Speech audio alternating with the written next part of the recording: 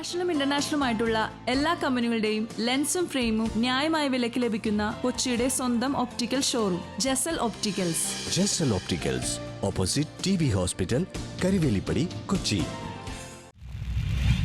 കാലടി മണ്ഡലം UDF തെരഞ്ഞെടുപ്പ് convention Benny Behanan MP ഉദ്ഘാടനം ചെയ്തു. അങ്കമാലി നിയോജക മണ്ഡലം UDF സ്ഥാനാർത്ഥി റോജി M. ജോണിന്റെ തിരഞ്ഞെടുപ്പ് വിജയത്തിനായി കാലടി നാസ് ഓഡിറ്റോറിയത്തിൽ വെച്ച് കാലടി മണ്ഡലം UDF തെരഞ്ഞെടുപ്പ് കൺവെൻഷൻ നടന്നു. ബെന്നി ബെഹനാൻ MP ഉദ്ഘാടനം ചെയ്തു. UDF ചെയർമാൻ PK ഷാജഹാൻ അധ്യക്ഷത വഹിച്ചു.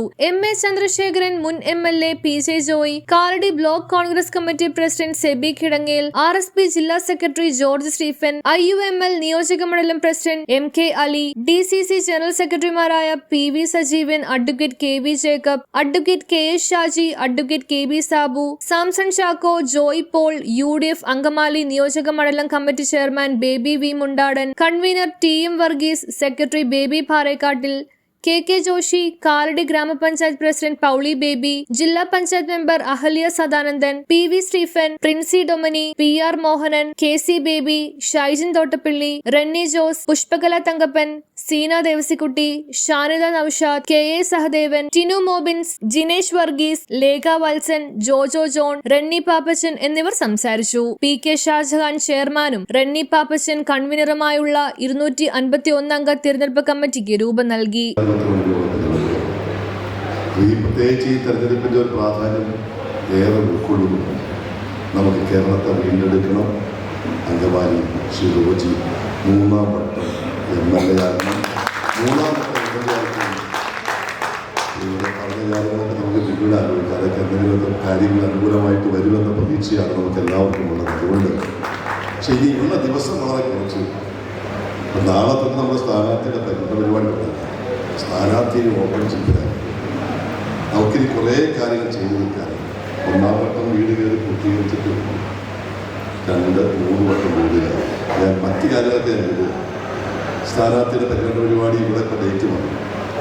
നമ്മുടെ തിരഞ്ഞെടുപ്പിൻ്റെ ഈ കാലഘട്ടത്തിൽ ഏറ്റവും നമ്മൾ കാര്യക്ഷമമായി നടത്തുന്നതും പ്രയോജനകരമായി നടത്തുന്നതും നമ്മുടെ കുടുംബസംഗമങ്ങൾ.